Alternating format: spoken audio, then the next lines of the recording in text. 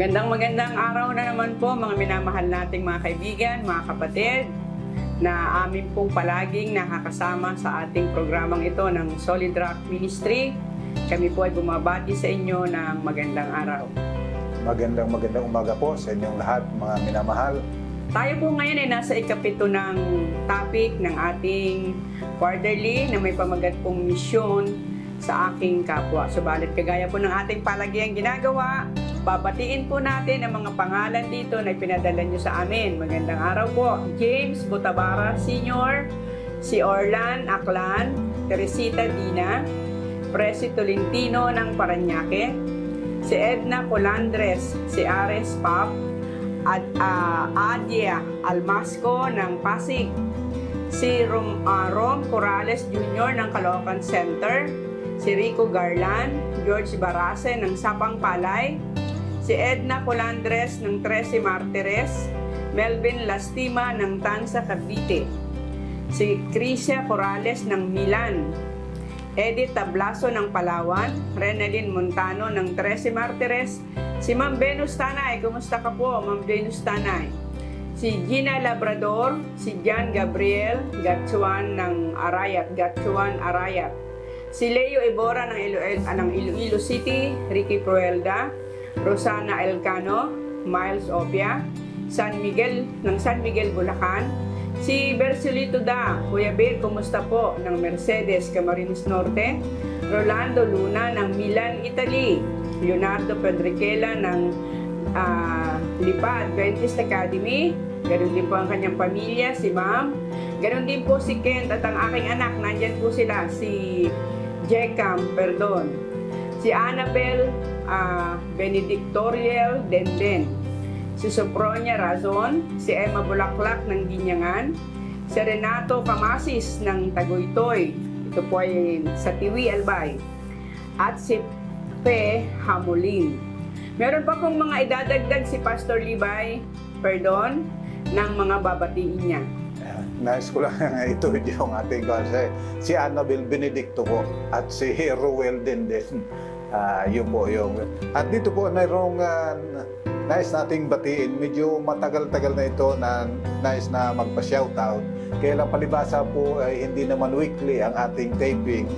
Ay medyo natagal-tagalan ito. Ang si Ronaldo Lunet po kasama ng kanyang pamilya, Lunet family, Grande family, Monte 7 family, Eranesta family, Nacario family, Bayo family, Villarreal family, Dano family, Apostol family, Pulita family, at Sumandal family. At nung nakaraang pong Sabado, ang aming anak na panganay ay pumunta sa Mabacong, Batangas. At nais po nating batiin at pasalamatan itong ating mga kapatid sapagkat sila man po pala ay patuloy na sumusubaybay sa ating programa at ito ay kanilang ipiniplay sa kanilang Sabbath School. Si Ramon de la Roca, George Villarta, Jordan de la Roca, ito po ang elders ng Mabacong sa Batangas. At ang Sampaloc Church po ay sabi rin nila ay napapanood po namin ang inyong programa tuwing oras ng Sabbath School lesson review sa aming Facebook page at YouTube channel. Maraming salamat po sa inyong patuloy na pagsubaybay at pagtangkilik po ng ating programa. At nais ko rin pong banggitin yung pong ating mga hiningian ng kuro-kuro ng kanilang pagtangkilik ng ating Solid Rock Ministry Lesson Quarterly Review. Ito po ay ipapadala natin sa Australia at maghintay na lang po kayo ng comment na galing sa kanila. At ngayon po, sa atin pong topic na ating pag-uusapan ngayon, misyon sa aking kapwa, at ito po ay ating tatalakayin, subalit kagaya po ng ating ginagawa, hinihingi po muna natin ng patnubay ng ating Panginoon sa pamamagitan ni Pastor Perdon. Sige po, tayo po ay manalangin. Ama po naming banal, muli po kaming lumalapit sa iyo na nagpapasalamat sapagkat kami patuloy na iyong pinapatnubayan, ginagabayan, at patuloy na pinagpapala ng napakaraming mga pagpapala. At salamat po at patuloy na ang aming mumunting paglilingkod na ito ay nakakatulong sa aming kapatid sa kanila pong pag-aaral ng banal na kasulatan, lalo't higit ng Sabbath School lesson. Amang Banal, amin pong pakiusap na patuloy mo po nawang pangunahan ang bawat isa sa amin, lalo't higit sa aming pong pag-aaral na ito. Linisin po ang aming puso't isipan at ang iyo po nawang banal na Espiritu ang siyang patuloy na gumabay sa aming pag-aaral na ito upang patuloy po na aming maunawaan ang iyong mga banal na salita at higit po sa pagkaunawa, tulungan kami na ito'y aming maisakabuhayan upang kung magkagayon, malwalhati po namin ang iyong dakilang pangalan at ang pangalan po ng aming Panginoong Jesus. Amen. At ang ating pong susing talata ay ating pong makikita sa Luke 10:27. At sumagot siya, ibigin mo ang Panginoon mong Diyos ng buong puso mo, ng buong kaluluwa mo, ng buong lakas mo, at ng buong pag-iisip mo at ang iyong kapwa na gaya ng iyong sarili.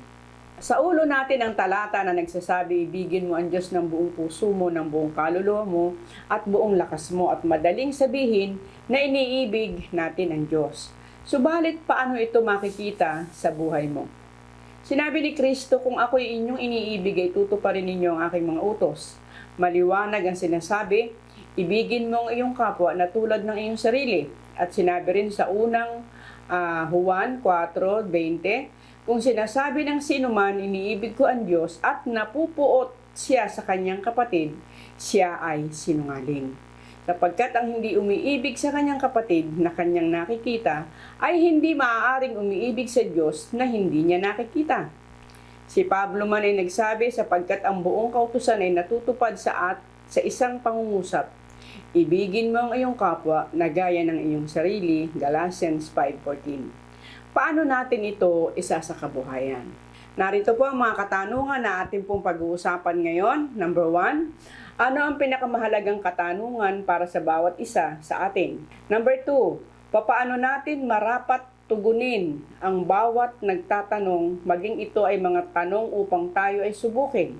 Number 3, bukod sa pagkaalam ng mga sinasabi ng kasulatan, ano ang higit na mahalaga? At pang-apat, sino ang kapwa at sino ang kapatid na sinasabing dapat nating ibigin?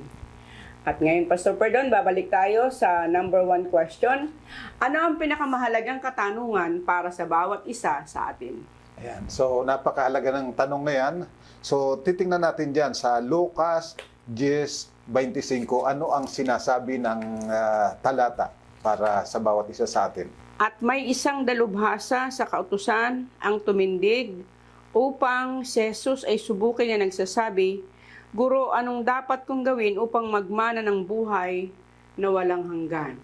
Yan. So makita mo na ito ay isang dalubhasa na nakikipag-usap sa ating Panginoon at ang layunin niya subukin ang Panginoon sa isang tanong na napakahalaga. Ito ay napakahalaga sa lahat ng tao. Ano ang aking gagawin upang makapasok sa buhay na walang hanggan? Sapagkat kung walang buhay na walang hanggan, parang walang kabuluhan ang ating buhay.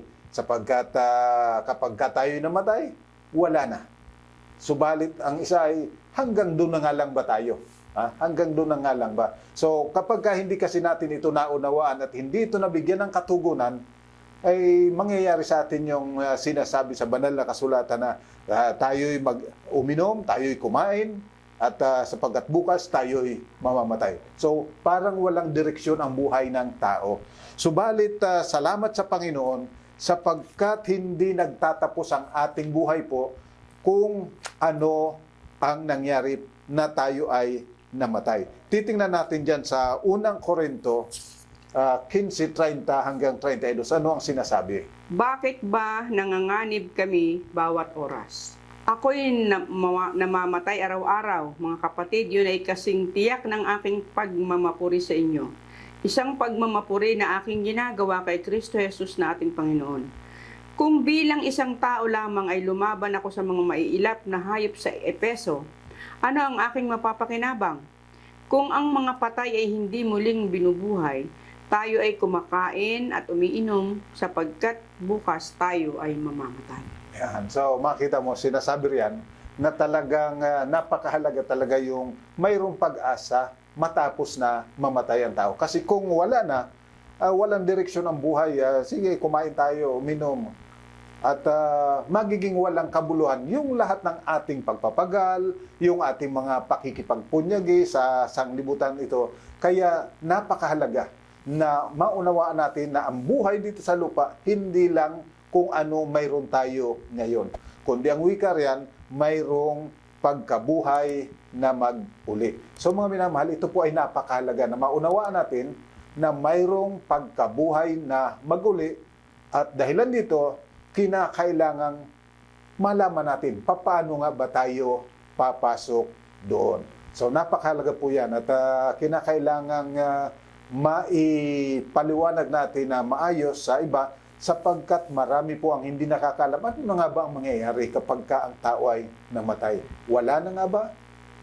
O siya ba'y tutuloy sa impyerno, sa purgatorio, tutuloy sa langit? Ano nga ba ang mangyayari? Kaya ang ibig sabihin, Pastor, yung ating ginagawang paghahanda at pag-aayos ng ating buhay ay hindi lang paghahanda dito sa lupa. Yes, hindi lang para dito sa lupa, kundi doon sa panibagong buhay na kung saan ang banal na kasulatan nagsasabi na tayo ay dadalhin sa langit na bayan. Okay po, sana po naging maliwanag ang ating question number 1. Pangalawa naman pong katanungan, paano natin marapat tugunin ang bawat nagtatanong, maging ito ay mga tanong upang tayo ay subukin? Yan. Napakahalaga yan. Paano ba? Sa Lucas 10:26, mayroong sinabi ang ating Panginoon bilang tugon doon sa nagtatanong sa kanyang isang dalubhasa sa kautusan. Sinabi niya sa kanya, ano ba ang nakasulat sa kautusan? Ano ang nabasa mo? Yan. So, dito po, ang sabi ng Panginoon, ano ba ang nakasulat sa kasulatan? Sapagkat, ibig sabihin lang, ang banal na kasulatan naghahayag ng mga bagay na marapat nating maunawaan para tayo'y makapasok sa buhay. So, napakahalaga nito na ang tao ay dadalhin natin sa pag-aaral ng salita ng Diyos. Hindi lang basta kung anong mga filosofiya, sapagkat tanging ang Diyos ang naghahayag at nakakaalam kung ano ang mangyayari sa huling kapanahunan. So, napakahalaga po nito. Ang sabi ng Panginoon, ano ba ang nabasa mo? Sapagkat ang Diyos mayroong kapahayagan. At dito, napakahalaga na ating pag-aaralan. Hindi yung, sabi ka ni Pastor Carl, sabi kasi ka ng aming pare, sabi ng aming ministro, hindi po. Kinakailangan tayo mismo nag-aaral ano ba talaga ang sinasabi ng kasulatan. Ang sabi nga ni Ellen G. White, our only safeguard is the Scripture. Hindi maaari na tayo'y nakasalig lamang doon sa mga pastor, sa mga ministro, o sa mga tagapagsalita sa loob ng simbahan. Kinakailangan tayo mayroong personal na pag-aaral ng banal na kasulatan. Tingnan pa natin dyan sa Mateo 26:56 ang sinasabi. Subalit nangyari ang lahat ng ito upang matupad ang mga kasulatan ng mga propeta. Pagkatapos ay iniwan niya ng lahat ng mga alagad at siya ay tumakas. Yan. So makita po ninyo, yung mga nangyayari sa ating Panginoon, yung lahat ng kanyang mga karanasan, nasulat na sa aklat ng mga propeta. At sabi, upang matupad ang sinabi ng mga propeta. Kaya napakahalaga po, lalo na ang prophecy, pag-aralan po nating mabuti sapagkat yung spirit of prophecy, ito po ang magbibigay sa ating ng matibay na pagkaunawa at mas malinaw na kaalaman patungkol sa kalooban ng Diyos at patungkol sa kung ano ang mangyayari sa hinaharap. Tingnan pa natin dyan sa Gawa 17:11. Ano ang sinasabi? Ngayon, ang mga ito ay higit na marangal kaysa mga taga-Tesalonica, sapagkat tinanggap nila ang salita ng buong pananabik na sinisiyasat araw-araw ang mga kasulatan kung tunay nga ang mga bagay na ito. Yan. So makita mo ang sinasabi, marangal yung mga taga-Tesalonica. Bakit? Hindi lang sila nakinig. Nag-aral din sila, binabasa nila. Hindi sila nasisiyan na basta lang sinabi. Marami po kasi mga tao naniniwala lang doon sa sinabi ng kanilang ministro, pagkatapos nagmamagaling, hindi nila pinag-aralang mabuti. Yun nga ba talaga ang sinasabi ng banal na kasulatan? Kaya tayo po ay nagkakaroon ng iba't ibang mga sekta, iba't ibang mga denominasyon, dahilan po sa maraming tao hindi nag-aaral ng personal ng salita ng Diyos. Subalit dito sinasabi ng Panginoon, ano ba ang iyong nabasa? Mahalaga yan. Tingnan pa natin sa 1 Corinto 15:3. Sapagkat ibinigay ko sa inyo una sa lahat ang akin ding tinanggap na si Kristo ay namatay para sa ating mga kasalanan ayon sa mga kasulatan. Yan, makita po ninyo, sinasabi rin ni Pablo na ang dinadala ko sa inyo ay yung talagang nasa banal na kasulatan. Hindi basta imbento lamang. Marami kasi po mga tao, kaya siguro po narinig ninyo yung mga kulto na ngayon ay medyo nagkaroon ng problema, ay mangyari po yung mga tao naniniwala lang doon sa kanilang pinaka-leader, hindi man lang sila nagbasa ng banal na kasulatan. Kaya mahalaga po tayo, personal, nag-aaral po tayo ng banal na kasulatan. Kaya po ang ating topic na ito ay mahalagang ating bigyan ng pansin yung ating sariling pag-aaral ng salita ng Diyos. Yes, yan ang pinakamahalaga. Okay, ito po ang ating question number 2. At sa question number 3 naman po, bukod sa pagkaalam ng mga sinasabi ng kasulatan, ano ang higit na mahalaga? Ayan, ito po isang uling napakahalaga na dapat nating bigyang pansin. Sa talatang 27 at 28 ng Lucas 10, tingnan natin yung pagpapatuloy ng ating Panginoon sa kanyang kausap na sinusubok siya. At sumagot siya, ibigin mo ang Panginoon mong Diyos ng buong puso mo, ng buong kaluluwa mo, ng buong lakas mo, at ng buong pag-iisip mo at ang iyong kapwa na gaya ng iyong sarili. At sinabi niya sa kanya, tumpak ang sagot mo, gawain mo ito at mabubuhay ka. Yan. Ang sinasabi riyan, sumagot ng may katalinuhan yung sumusubok sa ating Panginoon. Tama yung kanya sagot. Sabi ng Panginoon, tama. Pero ang mahalaga, ang sabi ng Panginoon, yumaong ka, gawin mo.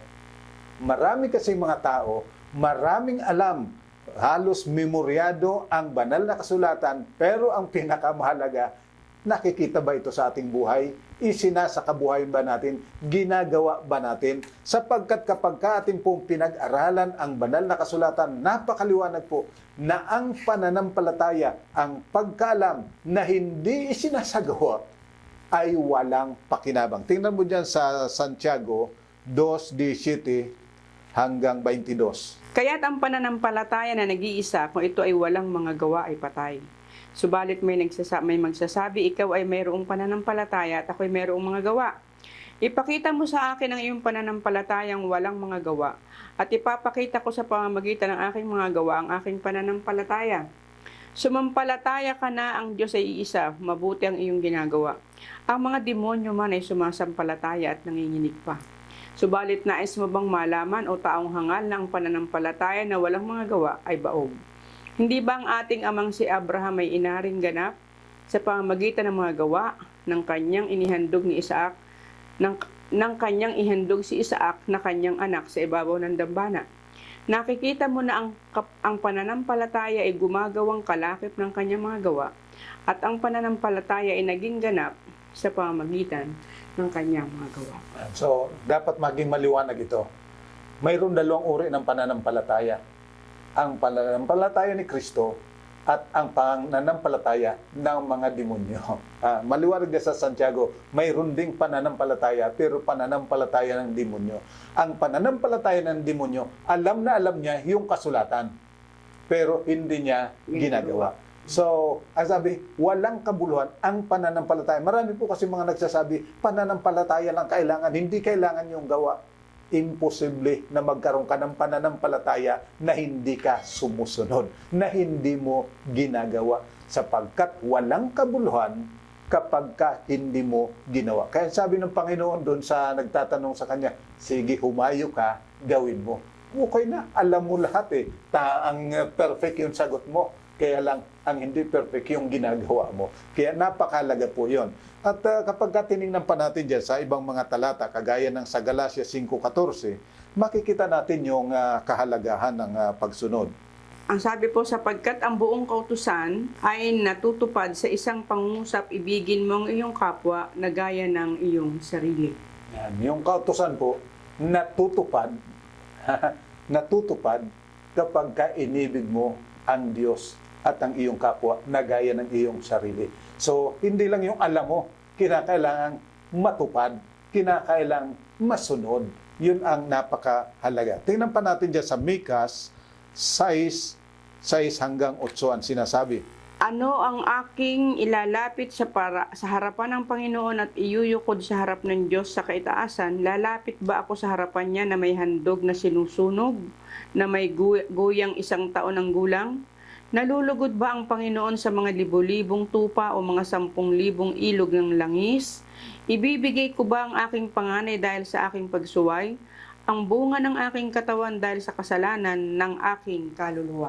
Ipakita niya sa iyo, o tao, kung ano ang mabuti at ano ang itinatakda ng Panginoon sa iyo, kundi ang gumagawa na may katarungan at umiibig sa kaawaan at lumakad na may kapakumbabaan na kasama ng iyong Diyos. So, napakaliwanag na sinasabi diyan, talagang kinakailangang gagawin natin, isa sa kabuhayan natin, lalo na yung pag-ibig sa kapwa.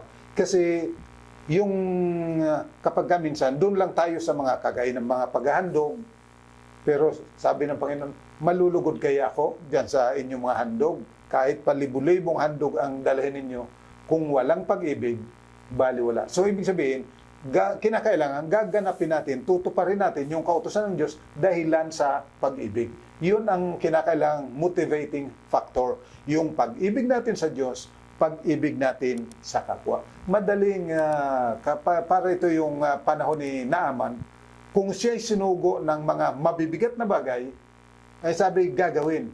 Pero yung napakasimple, sabi niya, ano ba naman itong klaseng kautusan ito? Kapag minsan po ganun tayo mayroong mga bagay na akala natin ay hindi gaanong mahalaga. Subalit, lahat ng mga kautusan ng Diyos, tagubilin ng Diyos, napakahalaga na ating pong dapat na sundin.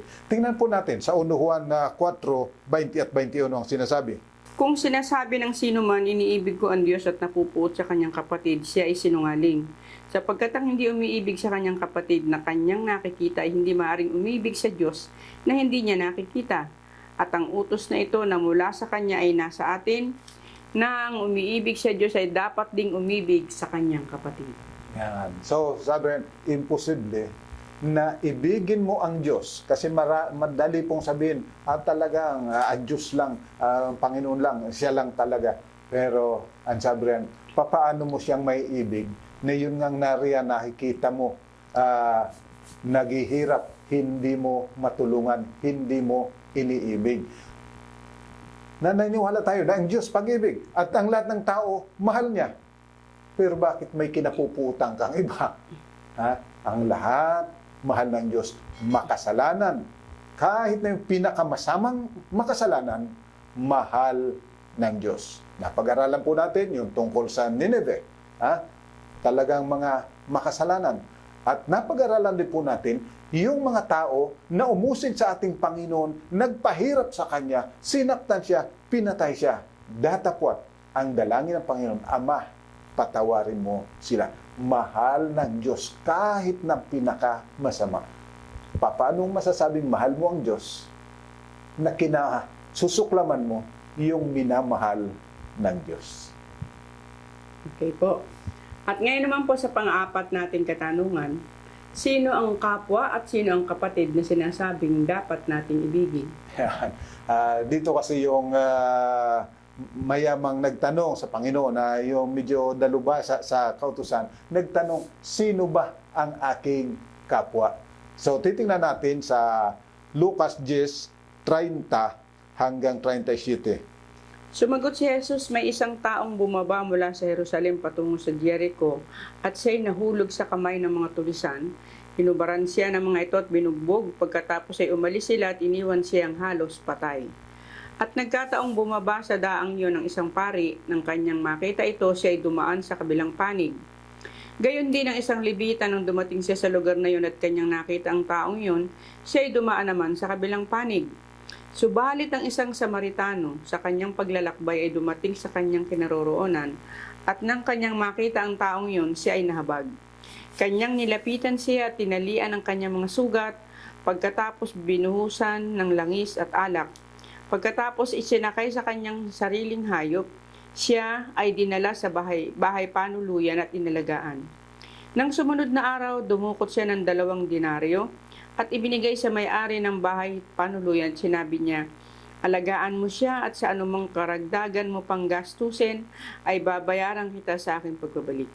Ano sa palagay mo, alin sa 3 ito ang naging kapwa-tao sa nahulog sa kamay ng mga tulisan?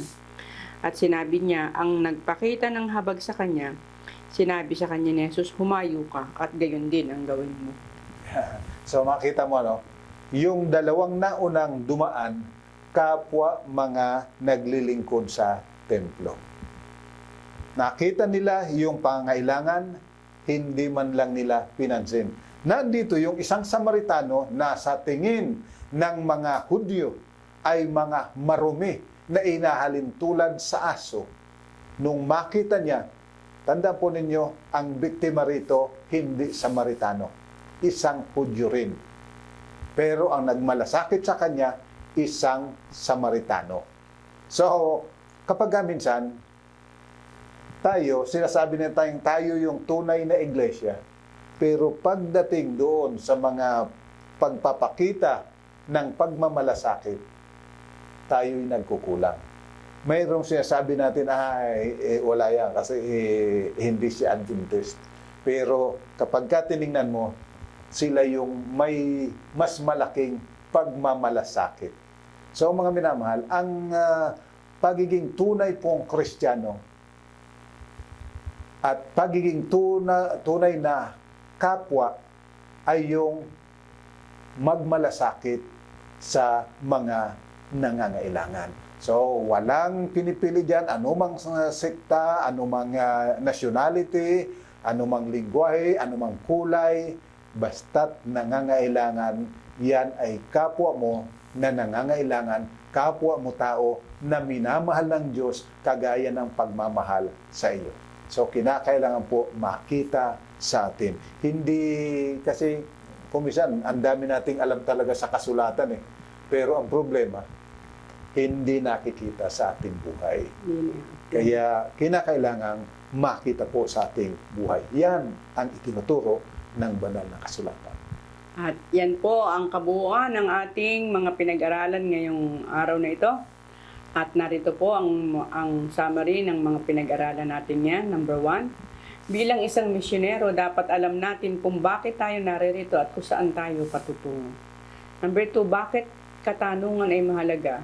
Bawat katanungan ay mahalaga at dapat matugunan ng ano ang sinasabi ng salita ng Diyos. Pang-3, ang pagkaalam ng lahat ng sinasabi ng kasulatan ay may kabuluhan lamang kung ito ay may nagawa sa ating buhay. Pang-4, ang pag-ibig ng Diyos ay para sa lahat, kaya't marapat, ganun rin ang bawat saksing tapat. So mga minamahal, sana po ay muling nakatulong itong ating pag-aaral na ito at patuloy na tayo'y tulungan ng Banal na Espiritu na lumago ang ating pananampalataya, maging tunay na pananampalataya, kagaya ng pananampalataya ni Kristo, hindi kagaya ng sinasabi sa Santiago na pananampalataya ng dyablo. Tayo po'y manalangin. Ama po naming banal, sa oras pong ito kami po'y muling lumalapit sa iyo na nagpapasalamat sapagkat ang lahat ng iyong kalooban ay iyong ihinayag sa pamagitan ng iyong mga propeta. Tulungan nawa kami na maging masipag sa pag-aaral ng iyong salita, ng iyong kasulatan. Subalit higit sa kasipagan, sa pagbabasa, ay ang katatagan ng pananampalataya na amin pong isakabuhayan, i-apply sa aming pang-araw-araw na pamumuhay ang aming napapag-aralan. Na kung paano kami ay iyong iniibig at kung paano ikay nagmamahal sa lahat ng mga makasalanan na ibig mong maligtas, maging gawin, ganun nawa Amang Banal, ang aming damdamin at ang aming kapasyahan, gawin ang lahat ng aming magagawa alang-alang sa ikaliligtas ng marami. Ipagpatawad mo po Amang Banal ang aming mga pagkukulang at pagkakasala. Ito po ang aming pakiusap sa ngalan po ng aming Panginoong sa Jesus. Amen. So mga minamahal, sa muli po, muli tayo magsama-sama sa pag-aaral ng salita ng ating Panginoon. God bless po.